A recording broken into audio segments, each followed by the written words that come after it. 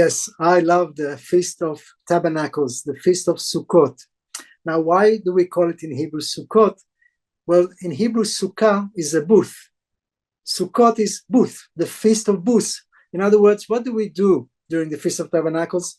We go outside our house and we build a small tent, so to speak.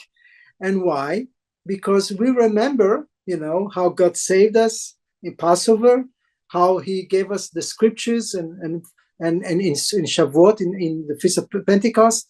But now we remember that for 40 years, we were in the desert and we didn't have nice buildings. What did we do? We had those booths, those tents, you can say, that was always ready when it's time to pack and move. We're ready to pack, fold it, and go.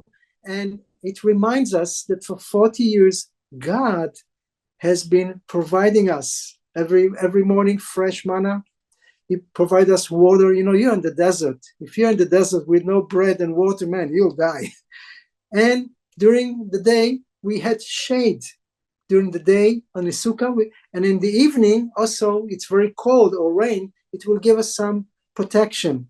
But it's really reminding us that God, he's taking care of us. Even we were in 40 years in the desert, even we know we were not full of faith, ready to take over the land. God's mercy and grace was there, and he provided all we need. And for me, as I remember as a kid, I love this feast because we, as a family, my dad brings some, today you buy those things, you just put it together. But then we didn't have the money, so we had some branches and some wood, and with the hammer, we built it with our hands. And it was, when I look back, it was a great joy. As a family, we built a booth and we put a table and chairs. My mother would cook, and then we'll have the meal at the sukkah, at the booth.